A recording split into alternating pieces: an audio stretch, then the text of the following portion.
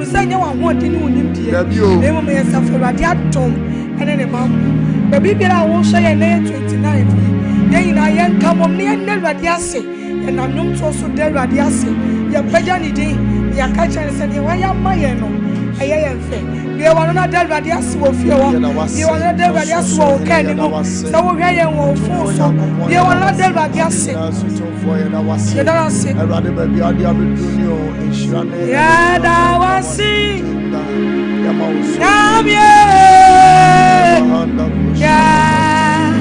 Yeah, that was it. Yeah.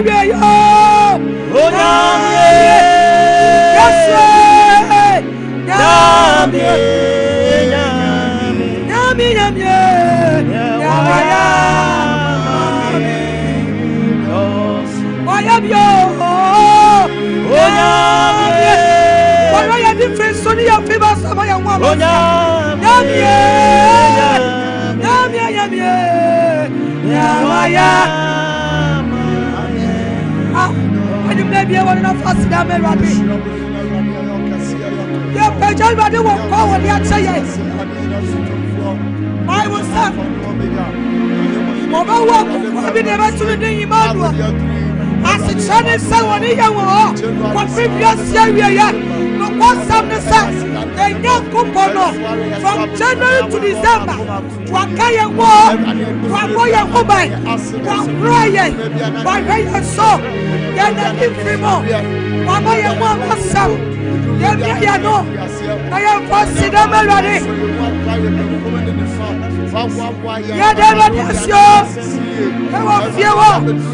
I'm Fimonina, I ripa, young motor. Hey, oh, another Cedar, and the other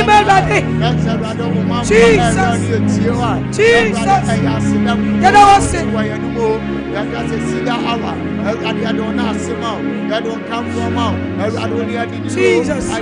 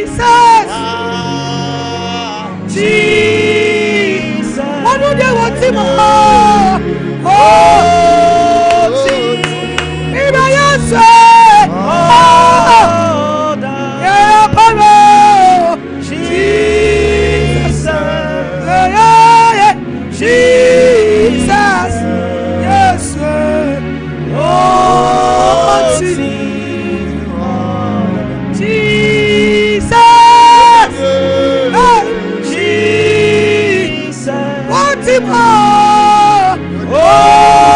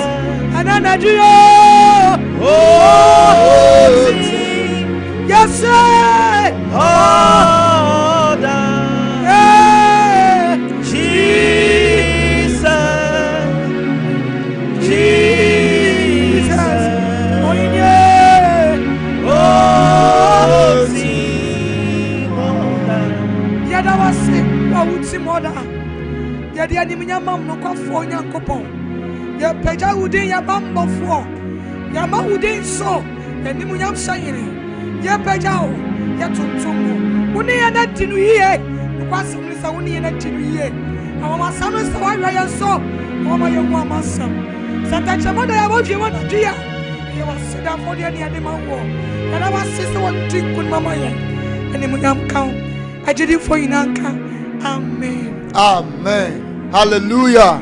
amen yada oso nyankopon ase anwumre yi so se enada wa ma yakwanya ebradu se ya kwa ya papa enchen osomafo a awieye bremu awrade de na dom yan na oyi obi a wade dictate na ho se awrade mfa no so emo anipa na oyi obi a sabi onya honamu nsam na ode ni focus nyina emo onyankopon ebremu ya da awrade asema ne kra se January ebesi December papa wagina ne naso aye adwuma na nanwumre yi so no owodam ha se bronya yi mo no ode onyankopon asemo bre yani ajepa yanko ya papa nche Bishop Albert Saki Kwapon ejayemo akwa baba Cedar awaso asofo mejoso eburu na me shira still strong na mompo motisen apanya me adom na won pai boy ho ye pa na bronya no soso ekosen awrade adom papa edini ye wada roma wadi bronya na kama de edini ye pa papa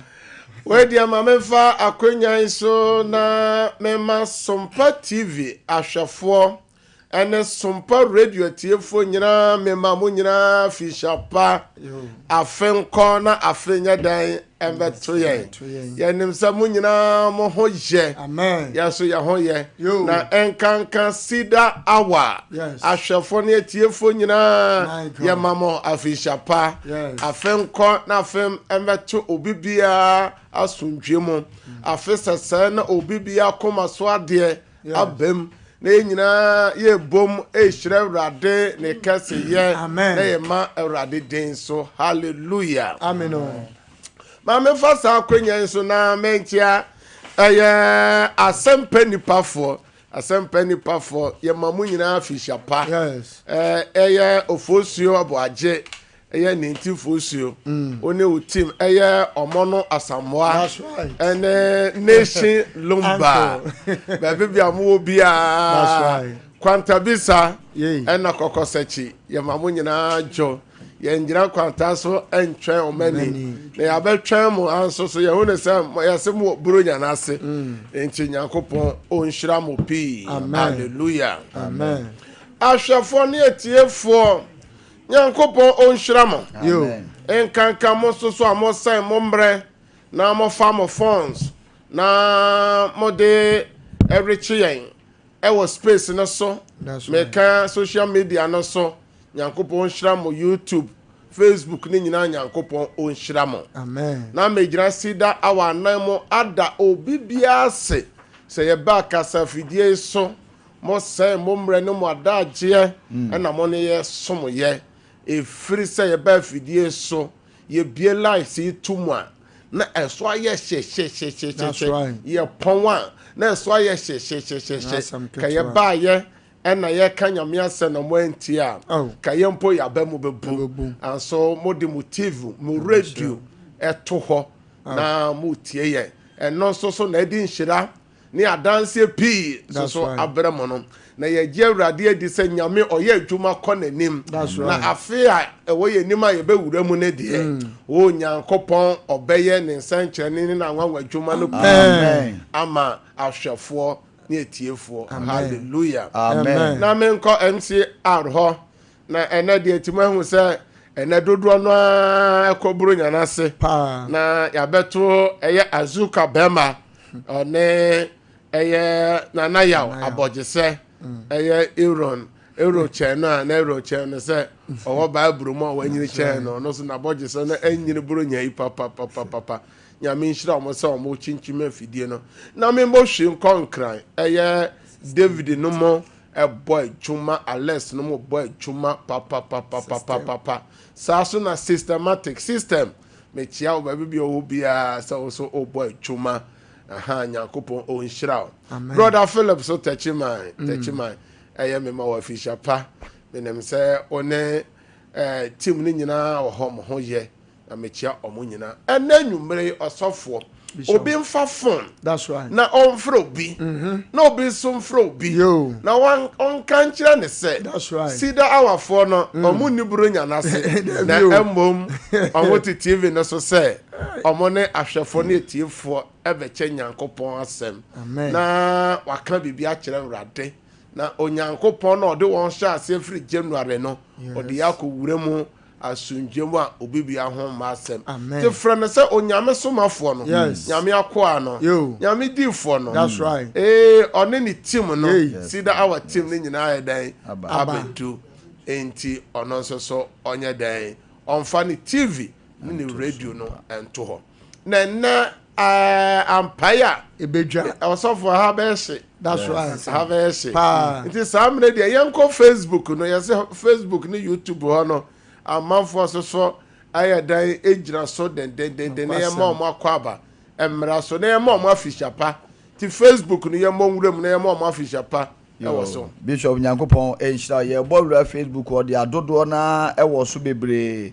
na Catherine Epe owo so obapa kosua ehweyen Dorothy Ajay ehweyen Nana Jesiwa ehweyen Aisha Dauda Papa Eko Ejiri Ruth Asamoah Elizabeth Manu Patrick Osei Akoto Jennifer Sewa Beatrice Ejapon Felicia Boaten Seth Cedar Mensa Anna Victoria Sapon omunyina ehweyen Sansona Obaya Sapoma enso ene bompae Angelina Fokuo Timothy Abasage ena Beatrice Ejapon Jennifer Sewa Dorothy Ajay yemse sofu makra bonidin dada ena Adepa Sherry ena ye maame enso Jackne Ampofo enso ewoso Obafia enso woso afia wesa enso ewoso sa enso na Salina Anoche enso woso Mary Aqua enso ewoso sa enso na Obapa Akosoya ewoso sa enso na yewo Jennifer Ochiri enso eni ye ebompa ya me enhira ho na afia enso ewoso Timothy Abasage ewoso yanko YouTube sa na yeko YouTube on so a Nora Yadom Boache ewoso Zinabu Amadu ewoso Inshiraba ewoso Abena Ajay ewoso Doris Sewa ewoso Josephine Gomez ewoso Josephine Osei ewoso Sanso na Tony Anthony Amponsanso ewoso nyame nhyira mo pi mo like Sompa page no that's right na mo share link no na mo fa mo comments emra sene mo nyina mo nim Cedar hour that's right ye ba dwumadie iso a nyame asama ye de bra hwefo ne atiefo nyina ne se hefa na ye gyanom Nyankopon no wo Nyankopon no wo hen ena ne ma ehuna mane Nyankopon wo hene ena sum ye duru nipai Nyankopon wo hene ena nipa ye de etwa adwo ebi dia benne ebi so Nyankopon na wo hye ye bo Isaiah chapter 43 says ye nam nsiomu a oka ye ho ye nam ojamu a oka ye ho esubontinti me mbom fa ye kra so no kamia ye se nipa pi ana esubontin rebo afa wo kra ho na ebi se asanyankopon no ye adwuma tete no Nyankopon no wada nyame onye adwuma no bio eno na Cedar wa ye di sa hinta sam na bra hwefo ne atiefo se Nyankopon sanye ote tete no enne ne okena no onsesa otesada apem na wakane na asem se ontimi nkwati na asem enye bibi entetetefo no omo fa tete atempon no so bebe bi okwan papa no ewo no na omunya home edema omokra tetefo no di Nyankopon asem ye adwuma tetefo no dwere Nyankopon asem ho tetefo no esakira won adwene tetefo no eni ba wo ho so tetefo no boa se Onyankopon asem patre adwuma no ebekoso enti Nyankopon so firi soro mo soro eti nanim ekire won enu nti ne eba fidie so a ye ka kira hwefo ne atiefo se yankɔhwɛ kyerɛ sem no mu na yɛmfa ntoto ya brabo ho sɛ de tetefo no yɛ ɔyɛ no ɛno ɛne yɛyɛ ana ɛnɛ nyameyɔ no efiri Nyankopɔn asafo mu efiri ebuhyam efiri kurom nyamesu no efiri ho enne ya yesu ene edenam na osofo enne de me di bra hwefo ne atiefo nyina ne se enye wrade ene bo wo ho ban a ka osofo enne ka ahwefo ne atiefo mo mbebire mo wo hefa 2025 ya fia nipa ewu accident sisi yare ahodo osofo enne ye ba se enne point amini ahwefo kan wasem tiawa eye say thank God for his mercy the radiase ewo neti mobro onyankopon ne mobro a wahu wo neti mobro nyankopon se ne wasie hu mobo na onyankopon atwitwa ajew na ketrema da wabodwam mojare di wo mu afro sanne no the radiase Erade na mobro hunu erade adoye ena bia ye dan aso ena amaye nso so ye nwiesa ka toda ka de atoto nipa no ka bi so so aye dan atoye osofo disia ne o atoto nipa o eno na mi bisa hwefo ne atiefo se disia ye hya ase na nipa bi hu oden nipa bi ye okrati asefo na ye hwehwe bi na ye sie bi ebi hye mo kire ebi aya yarefo de a na afe na yesa be wure mu no osofo ya ntoto ya nneoma yi a wan hwe yi de etu obi disi ano ma me ne papa wo hwemi a wotie me no ebi betimi ato efise nyankopon ne mobro huni na doye no ewo ho ma nipa nyina anso adenti na afe we no sa doye no entimi antoto nipa bi so efise ye hwe twere sen mu a ye hwe Psalm 107 verse 1 and 2 and Daniel chapter 26 verse 20 to 22 enti nyame asem mona awurade ase good na oye na doye wo hoda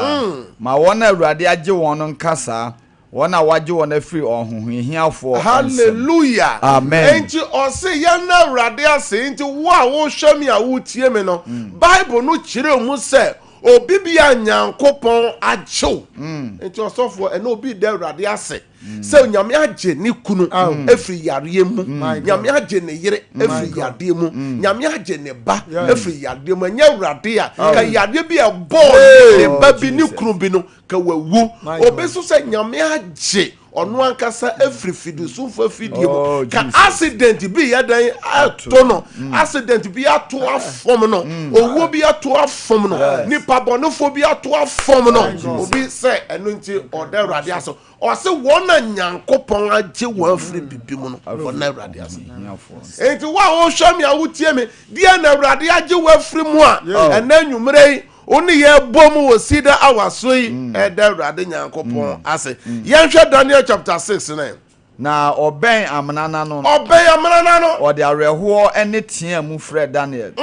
ohene bisa Daniel sɛ Daniel hey onyankopon ti asefo na koa hey onyankopon a wosom no da atumi agye wafiri agata no anum ana hey ana Daniel ne ohene no kasa sɛ ohene nyankwada ohene nyankwada na me nyankopon asoma me bɔfo ama no abemuomu agata no ano na wanya mehwe esanse wa hume se medibem nanim na wo ohene anim so menye bone biara bonsam ofio na no asomafo Paul kan se on ekon wa kono osofo so okon wo inva gobo nkro bebre waso oni nipa ene moa nyina ekon ye mu bebre ukọ na yeso osofo mu abone e pamo emo awowo emo sebo wona ye tutu won tuo osofo tie dadna ne eka osi nyame na asoma na bofo ma me ne papa wo hwame a wotie me afi wenye nyame na asoma bofo bi ba fie ho a e ba adwuma mu ho a e ba Europe ho a e ba Asia ho a e ba America ho a e ba Australia ho a wa mani hunu dano enti Daniel se mama ni hunu dano onyame asoma na bofo efri suraba munanum na wabeka jata no anu atutum senya urade a mami a ohwe me papa utie me my god kadia na ka esi ka wo so bia ka ye kan a omo nkan ye ho na ka wo ka ho bi eno na nanwumre ye ba ye nka Jonah chapter 1 na ewa na verse 1 to 9 say na enyina enim ne say Jonah say ofre apata ne yem esu fra Awurade na Awurade gye no so enti emena oso okoto epode ben asamado ebunu enti hifana 2025 uko duru ye obabi ko duru ye oyiri bi ko duru ye unua bi ko duru ye eno na yese ene ye ba bede Awurade ase ewo ne moburu hunu ne na doye na ohia kwa Nyankopon fa so gye dan eye David ye woni pa bi wo twerɛsɛm a nyame gyegye wo nyame gyegye nti ye pen so ye so nyame agyegye ye no die no osofo ye ka nyame gye David ohene David nyame gye nipa ye friends ohene Hezekiah o nyame gye nipa ye friends Paul ni Silas osofo ye kan Psalm 18 verse 1 to 6 kwa nyame fa so gye David ye kan 2 Kings chapter 19 verse 1 to 7 now to us 35 to 36 e kire kwanye Onyankopon fa so nti ye mu bebiri osofo nyame aye bibia yenko MCR na yemfa nyoma ntoto TV no so mo amwo ho no azuka bema wo so a yenhwe nyoma atoto nipa bi atutu nipa enu bi na tutu David no mo enu bi na tutu ohene Hezekiah no mo a Onyankopon di omu firi mu enu bi na tu Silas ne Paul mo aya na ya MCR mo fa ni o man tutu TV no so screen no so ma amafo nhwe amafo tu kwan yo obi bass okotena mu DC ya no the bass no ko ye ni o mu nipa wuye o yet your man mu ha Ghana from January obeti yesi your friend say bass bi anya ka kwanhia obeti yesi private car ka bia ye den afrata no so mo nye den mo nhwe TV ne de mo nko Facebook na mo nhwe nioma esisi wo ye kwan atempo ahodo so wo fa so baaye me fa so baaye ukru fa so baaye oyire fa so baaye o ma no fa so baaye anso so omoko ye no omo abedu anso nipa na akọwu wasa akwan no so no amafo gira basa amafo timi ko gina ho na ebi so this year nyina ya pie accidents wo man Ghana mu osofo obi na ne ka nyina akọwura nsuo mu nipa nyina ewu no obi nipa nyina na ewu wo kan mu wo ewo nsuo no mu this year ya sambe tu kwan ya konesi ya biomo osofo cars ne bi ni o kam nyina yam nipa na egu hosa no osofo nipa na atete egu hosa no osofo nipa ajapade a ye prepe ni nyina na atete egu ho no amafo sika amafo nuama de nipa na egu botom sa no osofo nipa enti ebetimi ato me ebetimi ato nipa na ya sam lai ewa amnamo mass burial ni nyina koso this year 2025 osofo afifufuro no unua na yede ne wura mo kire no unua na yede ne fa wura mo kire no osofo hwe Ghana sikafo Ghana nimdifo a moko akoya assignment aboase Ghana man ne kikire ye bekoso omokoye omama ene yenhwe amanfo yede omo ahye mo kire ahodo osofo amawo nsa ebebo wo nan obo onko mo kire da de nitini wura mu sei no osofo na ye de onoma na abo your friends are nine na mo tini ba ho no osofo onoma na ebo nsa enti ama wonsa ebebo nine osofo ye hwe de atutu nipa this year akwantu no bi na yesen kwa akosha ase etu enche na yakowure mu enche o osofo nioma tutu nipa ubo se na anu yesi nipa ewu na yasese nipa agu botom na osofo nipa kuta nipa osofo eno na meka cha hwefo na etiefo se Onyankopon ni nipa di ni yie amen enti di ansoso na wo a wo hwame a wo tie me onsoso obeye na Onyankopon abo ho ban osofo nya Nyankopon na osofo kan Isaiah chapter 43 verse 1 and 2 and 3 ne yentie enye nyame na hye nipa bose se ye na mojamu a o hawo ba ko bagie na wenum a ye show ye nyina denti na nyame anye won entu nesia ye wura mo kyerechi dia na bese ye sie ose na afi said Awurade obo wo Jacob na wonwene wo a o Israel kan ye ensuro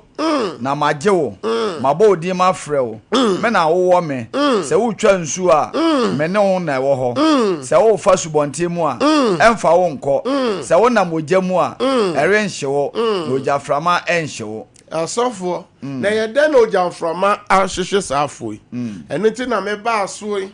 afi kwawe yi medical kasa boro nya ebi edi pa osofo bi ahwie nuane egu ebi nuane nyina wadi wantimi ani de kraman kura ntimi ani nam no mahwie egu aso ye onipa bi wo ho a osofo me se Sunday na ya so de dem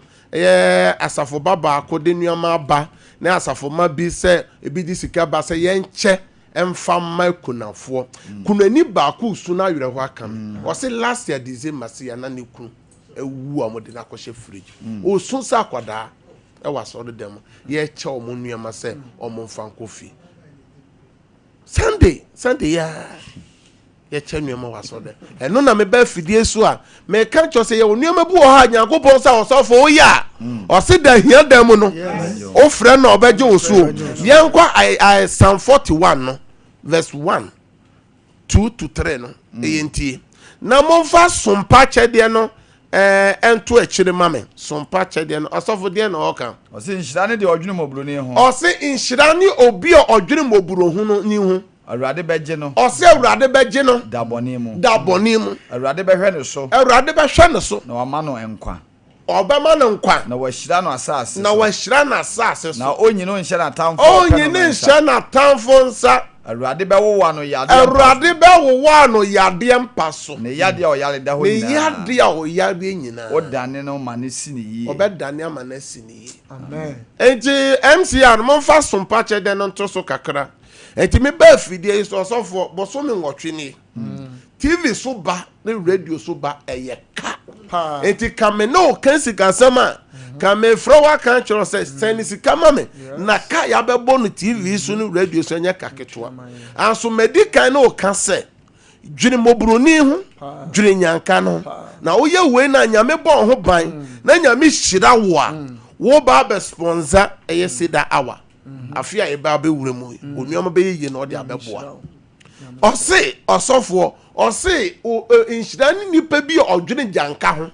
odwene je ban mobroni ho odwene kunani ho ose odwene no ho a ose obeje wo daboni mu enti osofo 2026 ye kwakọ wure mu no ye wona papa wo mu o ene ye wona boni wo mu na wona boni no mu no ose obeje na wo wa hye na numunyam enti daboni no ebeba January anase February anase beba March o se mi yi bi accident esisi o man no mu a mi yi bi no se wo hye bi o asofo ebien susu da say 2025 obewu asofo bi tutu niama ebi kra yes obekọ holidays ebi passport nyina visas bobo na bi kuta omo wu dis ebi kuta diplomatic passport visas bobo aso wu aja ni nyina enti no o say na oda yare mpa so asofo say o say awurade be wo wa yare mpa yare mpa so yare a yare da ho nyina o dan na ma ne si ne yie obegira ma na si wo yie enti me de be say 10 minutes e ba ba ya ade bi sese ya na obi biara o hwa me a o temi fa phone e ye 1st January e na sompa kyede ne ye kye me pese o ye bi na kasa gu so say awurade afia ye kwa ko wure mu no awurade bo me ho ban awurade wo wo me yare mpa so wo wa me kru me yire me ma e ma adebone nya dan ento ye also beje ye wo dabone mu ye nhwe eye Proverbs chapter 19 verse 17 Proverbs 19:17 also for say the ohunu mobroni moboro o se ni pe bi ohunu mobroni moboro e de fam awurade o de fam awurade na de ode ama no na de ode ama awurade be hye no anam awurade be hye wanam mu enti die na o se de na wo ye bi no o bo nyame bosia yes na Nyankopɔn da wo hia bia no nyame de bemo enti mo a mo tie radio no sompa kyɛde no me pese onye bia ye bi se wa ye bia enkanka Cedar hour atiefuo ne ahwefo nyina mo nya bi na 2026 na ebedi wanim amen eye 0598 559 802 802 Mitimubium 0598 0598 559 559 802 Osania Edian Beba Eyetara 1 Media and as a Brothers Foster. The number tosu miunu 0241 0241 272 272 990 990 0241 0241 272 272 990 990 fa phone sesiana ade bia opese urade yama no obo abanbo na ope afi fufura yewure mu obo ohia ba obo ohia adwuma obo ha wakwantu sem enkrata sem kanguso na send bi se me de boanyanka eye sompa chede ne bi na yen hwe de urade nyankopon ba na frɛ na sabre de eye azuka bema anase nana yawo mehia wo fie ha na wo sani wi afrɛ me na me no mo mpaye we ne de sa 10 minutes ni a me de atoso no eye mo amo sani ne sesi enye mo amo asani dada no na mo mfrɛ we de eye mo amo sani sesi ya no na me de ka bompaye mo amo asani dada no na me ba be pon so a mo amo asani dada ye no mu nya mo mpaye nyina me no mo be bompaye na we de me hia nipa bi amo sani ne sesi ya na me no mo bompaye no ma ne me san timu biom eye 0598 0598 559 559 802 802 0598 0598 559 559 802 802 number no back so 0241 0241 272 272 990 990 me team bi 0241 0241 272 272 990 990 numbers ne mie ne nyina o send sika edian beba ye Terra 1 Media and answer Brothers Foster bishop number with the more friends so mom friends so momo line no na number na wo from no the 0241 272 990 no obu okra wutie o wo nuama bi o wo mo bi o wo anwa bi o wo ntoma bi o pese ye che ede ma omo a ofre sa line na eye mpanyifo ba befa na first no omo ache omo onuama so ye de ka nyanka fie eye on the 3rd January ye bi na fa so awrade hwe amafo bebre na no last week obi frey o so send bi no ne ba 350 million no bi de che no and it is sabre idea eye studio lines no obetimi afra wo wa send nko a eye 0551 931 931 0551 931 931 and a 0548 931 931 0548 931 931 also betimi afra wo wa send frɛ na me no mo mpae na obehu de awrade be ye enche na otwekwa wie ya na Sompa chede na atwam enti be se mehu ya ka me ye bi aso na atwam enti send bi sese ya ba bi o hwe ye firi wo wa buruchira obetimi asend bi wo send ya me wi a mebo mpaye de ebia wa ma fidie no so nyina mebo mpaye se de enti o de send ye no ewrade be ma na bem na o se the hia dem no o se obeje. Praise God. Hallelujah, Papa. Odin ni ba bi o kasa fire na wa send bi wasani sese ana sese ana me no bomb pie awrade de wafon awrade wafran so hia yaresa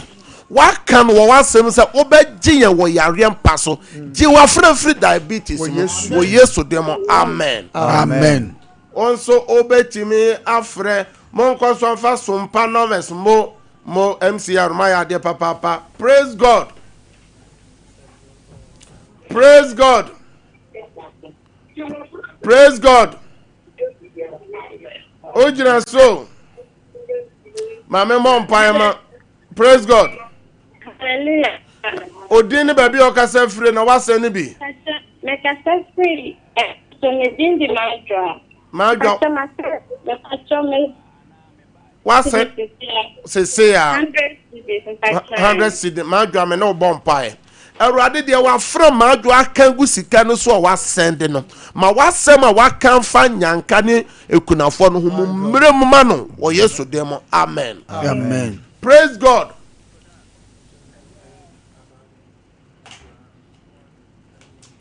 Praise God. Praise God. Hello.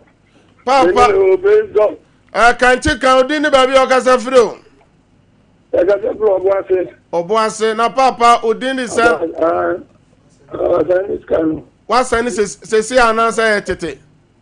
Hallelujah. Cecia na say Hallelujah. Me no bon pie.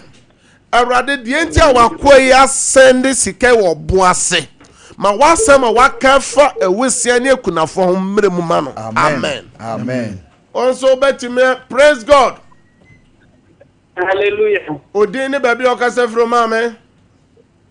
We can show and we can say pretty yo. My sending me duty in the stop of my family. Me no bon pie. Awurade ma ayaresa enkofi ho sese ya. Amen. Awurade ma ayaresa wura fi ho sese ya. Se na wasem setie. Amen. Amen. Praise God. Hallelujah, Papa.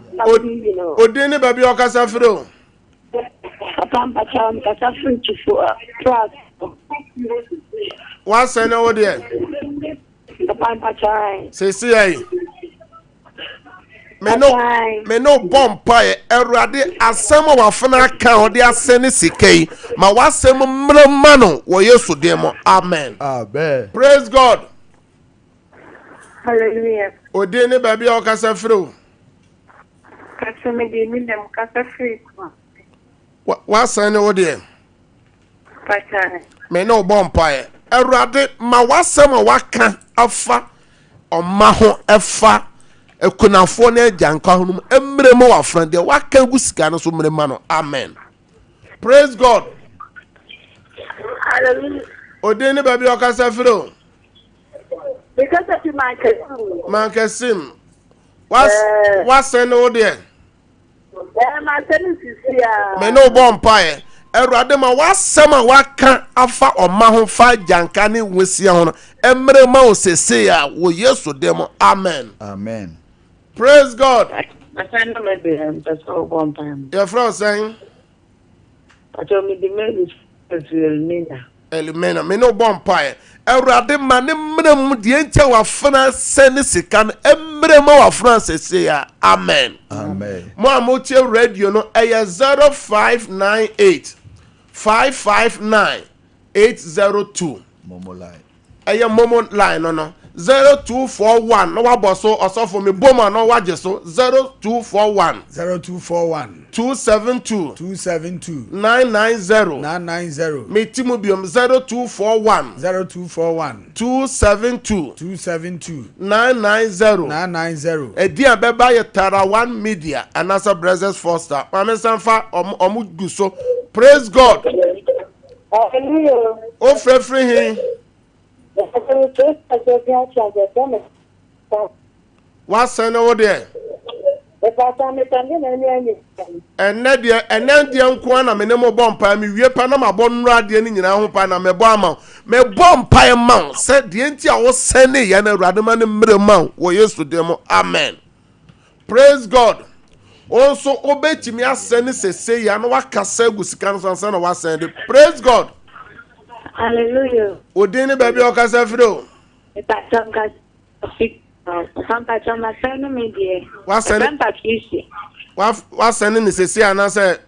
tambe. Chama send ni sisia. Patricia ensema waka gusika no so wasende no. Awurade ma ne mrem ma wo. Se na Awurade kan ye ewo na asem aye kenkan sese ya no. Awurade sa wo de abono bosia obetua ma odahia dem. Oso onyiuma enhye watamfo nsada obewowa obejiwa fro how ne yare mpa so Awurade mam ne mrem amen. Amen. Also betimi aseni afrese say ya mo amohwe TV no. Hello. Praise God. Hello. Hello. Hallelujah. Hello. Odini baby o kasa fro mama. Papa mbacho brother men Sunday Saturday.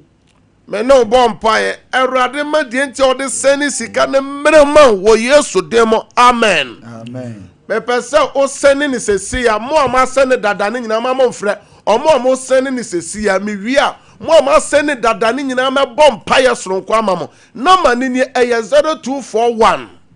272 990 241 0241 272 990 number back 0598 559 802 eye 0598 559 eye 802 number edia beba ye Brothers Foster anasa Terra One Media se o sen na nya sa di na enye no mana tiniye o sen pe frem na me no emompa amafo gusu bebre. Praise God. Hallelujah. Kantika odini baby o kase fe no wase no de but your friend said me media wase ni sese ya but I'm attending is here mobile me no bon TV mobile na send o say me no bon pa Erade ma de nti a wakoa eseni sikei emre mu ma no Erade ma wasem a waka no ma emre ma no wo Yesu dem. Amen. Amen. Yami shira mo samo sene yami shira mo. Praise God. Hallelujah. Ma me odini baby o kasa fro ma me o jira so E ba je fami ata sister ta na wasene o de e ba ma sadi ni jesia sister ta me no bon paye Erade asema sister ta ataka gusike so a wasene se odeboa nyanka ne wisia no ma ne mmere mama no wo Yesu dem. Amen. Amen. Also betimi asende na meseni eye 0241 272 990 metizubium 0241 272 990 also betimi asende dia beba ye Terra One Media anasa Brothers Foster. Praise God. Hello. Odini baby o kasafro mame Aguna mentie o mame wasan ni sese anasa wasan ni dada Ma sadi sese ya mo udidi sen Ebi pokuya me ka se Santiago. Erade pokuya Santiago na Erade o se obi ye mbubroni adoye ewusi a o so be je na afri yare mpa so ma wasam no mmere ma wafra ma na yaresa. Amen. Amen. Praise God. Praise God. Udini baby okasa firo. Mami Julie wasane o de. Sese anasa wasane dada. Me no bompa. Mami Julie me bompa ye mo se die nti a wo sani sika no emre man wo Yesu dem. Amen. Amen. Praise God. Hallelujah. Udini baby okasa firo. Ama wasane o de. Erade wafra ama pokuya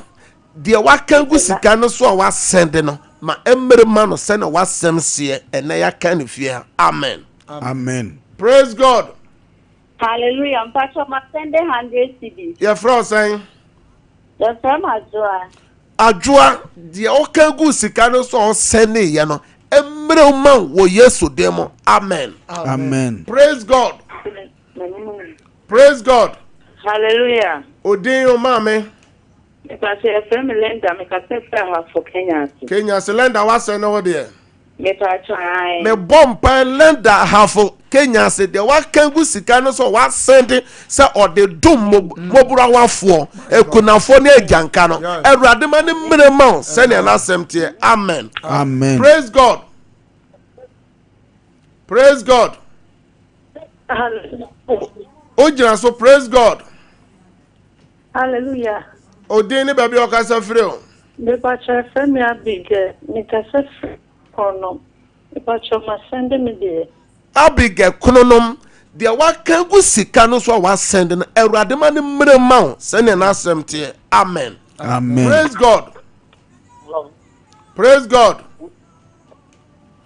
Hello. Ojira so papa ojira so. Okay. man tie ho na phone no man purum agya no dem da papa odin ba bi okasa fire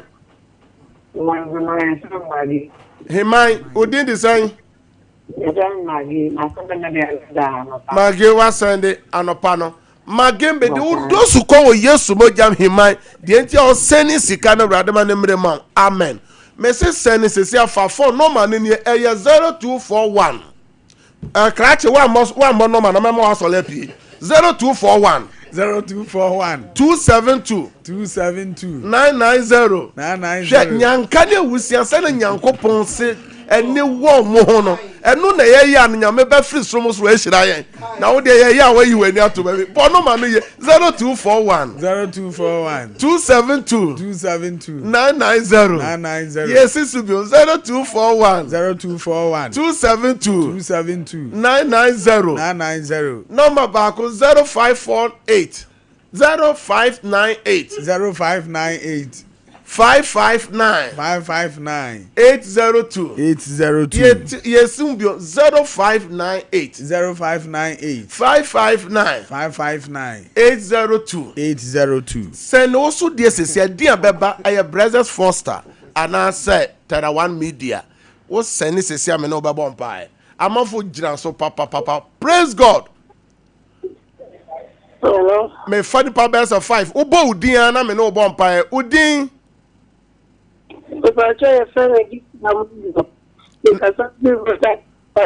na wo medienti a waseni sika no Awurade ma ne mmere ma so na asem tie amen praise God kunani a yare san di wunya wasa aseni sika no mo oba kunani nyame asem mmere mo ma nyame nwowa nyame nsawo yare nyame ntwa boafo ma amen praise God hallelujah papa me yale and what's no there my son 2 million nyakopon shira odin de sen odin de sen ma me Constance ebuakwa Constance nyame ayare san towoso sene Awurade asem sie ewa ewusie nyanka ene kunafo amen for the last 2 color pen praise God oh when man nyina also normal ni mo friend na me be pon me bon pa ma mu nyina normal ni mo amotie radio no eye 0241 272 990 eye 0241 272 990 number to so 0598 559 and 802 dear beba ye Tera One Media and as a brothers Foster Facebook for no Philomena appear usu ono so ascending the bompa ye emanu fa na wade ene adwuma epro na busua mo Facebook Philomena baby bi owo biara wasene sika no wadwuma usika sem Awurade ma ne merema wo Yesu demo amen praise God hallelujah. Oh, Danny baby okasa free. I don't patch number 2. Patch number 2. Meet you pa. Odi. Your friend say. Watch it down. E jabo achi down kwa. What say no there? Me no bompai. Papa bo achi down kwa baby owo biara. Ade a waka o de seni sika na Awurade ma ne mrema sene na asem se tie wo Yesu demo amen. Menti memfa mugusu bebere muntie mebɔ mpa ni nyina abɔ mama mo nti normal no me sense su biom na mo amutie radio mo nsene abrochire ba bi owo bi asene na mebɔ mpa ye na munkosu ansene na me de me personal numbers ni nyina beto dwasesi ya na ye free fidie isu a mo amosene bia 1 hour mo mfresa ya ne mo bebɔ mpa me ni me team no nti normal ni mpa bɔ ne de ye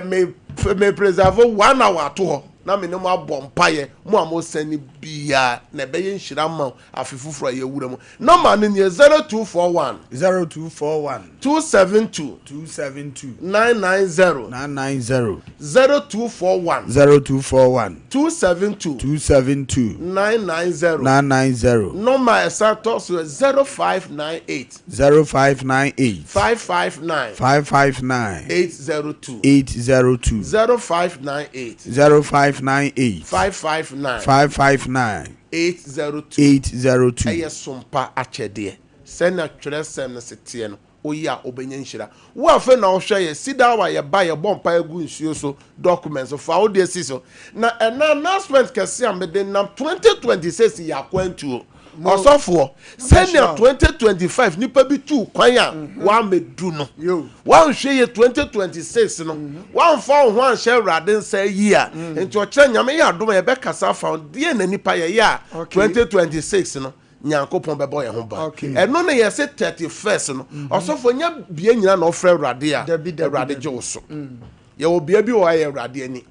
osofo achinyegye bi anim Yesu ba ye baby te say besada o hwe tete apamda demu a baby te say shelo mu amafo ko Jerusalem asole dan kroko amafo ko bompai mu amu fro Cedar awa hwefo na etiefo nyina de bi also baba bi na 31st night ye de o ba fa oye God bless you osofo ene ewo na emra na o kan twere sem no wo Genesis chapter 28 osofo tremenya botra kom from verse 18 to 22 no Jacob utu kwan osofo duru baabi no ofa boss eto e na ohwie oye ni nyina egu ho no kasai osofo ne kasa ni bi se so Awurade behwe me so na wabɔ me ho ban na odi me akwa aba sundwemu a de Awurade de bedom me bia na o kan eye Genesis chapter 31 verse 13 na nyame refer no years back say many nyame o hia me go better no enu bi ye be enti 31st night ye hira oye so a o kasa gu so na wo hwe ni nyina o betimi kuda aya na asolu fie o kransa na wa ko fie mo am wo mu fie no o de ko odu fie a wo hwe ni nyina gu na wo ne de nyame ka na Exodus chapter 3 verse 8 so de ye kwa asase a nufusuo ne ewo waso bo yawo no adoso dodo abenenidie ne yade no enti ewo no ye eno na ode beka wa no 2026 eno ne aduane obedi ne dikan bo a odi bread ko betimi dia fam o tweti o betimi dia tum wo wa wo fie wadwuma ma odi bi ba ko som se edew asase nya asase pa dwuma no yente edew nka na nya yawo enye sun enti 31st night of empire ebeja enti enene de 31st eyo okwodo osofo enti mame no mo empire ahwefo dodo konwa no ba ko fo ntra so dwumayefo mo wo Sompa TV ni Sompa radio ni nyina mema mo nyina fishapa me no mo empire fa wonsuo na me no mo empire na me bompai obi biara waseni Sompa chede ni bi de efi na wotwe nyina o seni bosumi nyina waseni de na waseni amene nya bompai me bompai se botenti o de seni sika no Awurade ma ne mmerem se na Awurade asem se Awurade wow Awurade enyi wo nhya watamfo nsa Awurade so o de afem no na da hia dem no ubisa na ode bema Awurade yene sama obi bia wasani bi ni obi afe na oba be sani obu okro se ade ase o kira no pa be sani bi fise sika ni mi mobo no so Awurade nyama mo o Yesu demo sanso so na me bompaye egu nsuo so se nsuo na ni Yesu moja ena ni miracle water ena ni healing water and any healing water and any the blood of Jesus the audience will be bia radema wa dance me fra dance go documents no so na mienu akai afi be kwa wieye nyina radema ho baya ho masem ene nyame asem nyina ne se the radiase rademo bruhunu ne na doya ode adom ho tinyum tuo ni nyina ene de ya Cedar koso ne de radiase wo Yesu demo ena ya bompae amen amen ya lines ni nie mo amo sene nyina mo fra opese no bompae so a na wafrɛ lines na egu TV ne so no ɛyɛ 0557 0557 000 000